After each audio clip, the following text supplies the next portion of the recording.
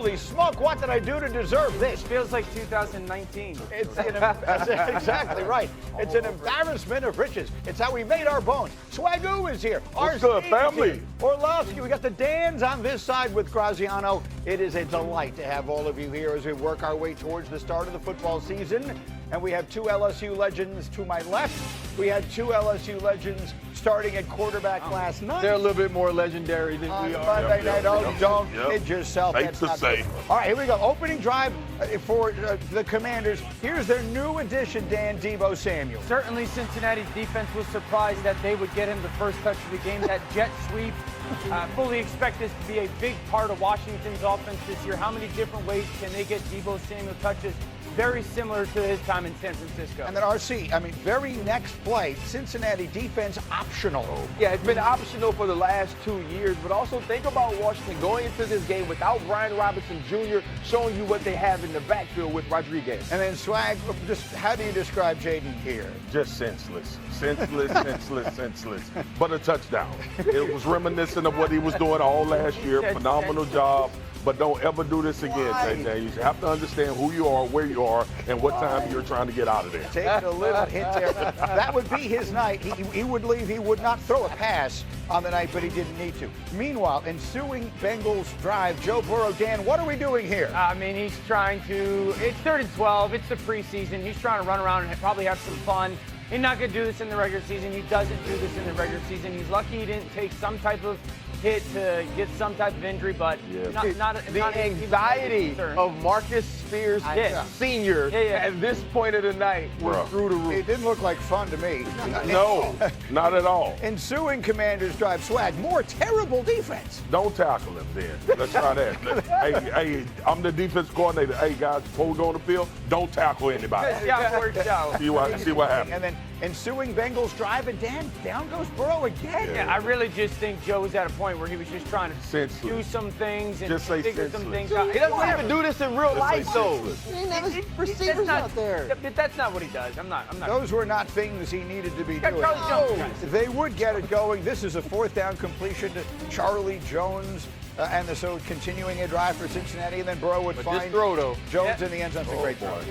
Unbelievable. It's a great throw, and it's great concentration, RC, on the catch. This is things that only Joe Burrow, like 2 or 3 other people in the world can do, and he shows you why he's going to be one of the best quarterbacks in the league. Higgins liked it. The 31-17. How we got out of that without Tinsley highlights, I don't know. Well, so here's the deal. Cincinnati wins the game, but what did we learn about them? Last year, their big problem was defense. They were 25th in the league. Yesterday in the first quarter, 9 of their 11 defensive starters played the entire quarter. They allowed 14 points on 7 plays. They allowed 106 rushing yards on 17 yards per carry. After the game, our Troy Aikman had concerns. I just don't know how this team can be good enough defensively. We saw what happened last year, that they can accomplish what they want to. And as we talked about, they've wasted some good years with Joe Burrow, especially last year when he played in an MVP-type season. So that really has become the narrative here, are the Bengals and this dreadful defense in a season coming off a year, and you just heard Troy say it, in which Burrow played about as well as a quarterback can play, and they didn't make the playoffs. Are we concerned that they are wasting this stage of Joe Burrow's career? Absolutely. If you watch that game last night and you think about, especially early on last season, we've watched people run for more miles against the Cincinnati Bengals than David Goggins. And he's in like 200. Stay hard. Yeah, he's in like 200-mile races every other month. The Cincinnati Bengals are trying to figure out a way to capitalize on having one of the best quarterbacks of this generation. And so what they did in the offseason was re-sign T. Higgins, re-sign Jamar Chase. But now you're looking at a defense that hasn't improved. And not only has it not improved, but you also haven't signed your best player and one of the few impact players that you had on that side of the football. If you're Joe Burrow, the reason that you're out here in the preseason is because you know you have to score 40. The reason that you're trying to do different things while you're trying to get reps with second-team wide receivers is because you know you're going to need them at some point in the season in order to make plays to help a defense that's going to be absolutely putrid. And when you watch this in the preseason, you have to be sick to your stomach because you know there's going to be some games where you sit in the post-game press conference that you scored 35, 38, maybe 41, and you still catch an L. They had those last year, and Graziano, obviously, the hanging over all of this is the Trey Hendrickson, who still doesn't have the deal he wants and still isn't playing. Is there any reason for optimism that they will have him when the season starts? There's plenty of reason for optimism, and you hear it when you listen to the broadcast last night, and people talk about having spoken to him and what he has said. He wants to be in Cincinnati. They have an agreement in terms of length of the contract and the amount of money. It's just about the guarantees, and we know from experience the Bengals don't like to guarantee money in future years. So whatever the resolution is, it has to be along those lines. He probably has to give. They probably have to give. But I don't think he's getting traded. I don't think at this point in the offseason anybody's going to give the Bengals what they want and also give Trey Hendrickson what he wants. So I think they find their way back to each other. The question is just when. Gotta find my way back. Dude, the Bengals front office and team and coaching staff has to be in full-on panic mode. Yes. That was terrible last night. It was terrible last week.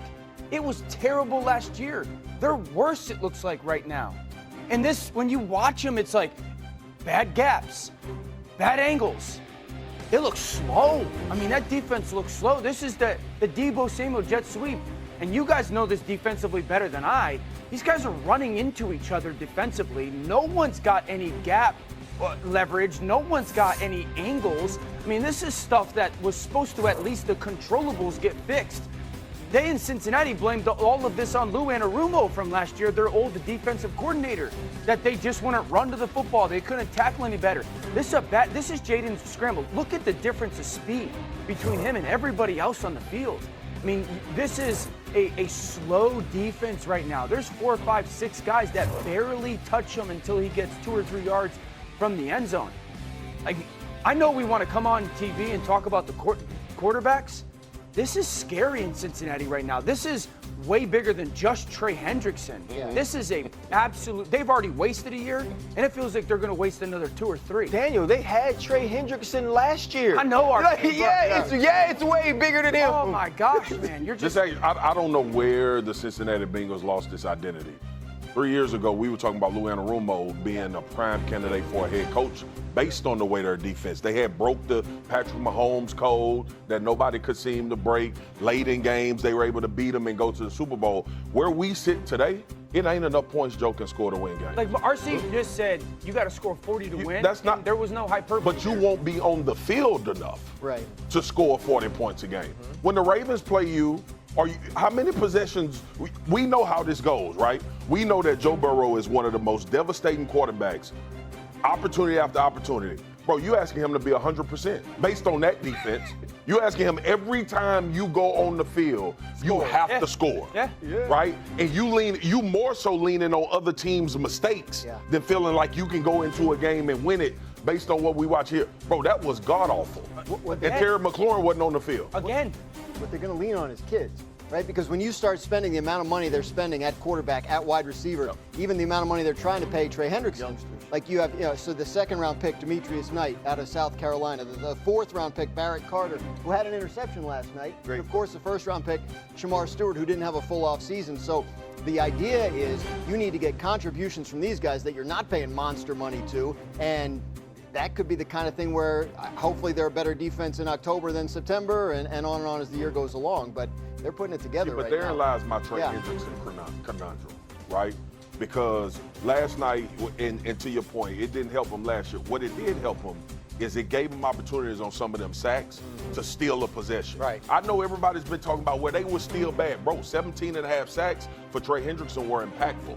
They were late game, impactful sacks that he was able to get the ball back for his offense. So beyond that, you just talked about it, Graz. Young defense, a superstar defensive end.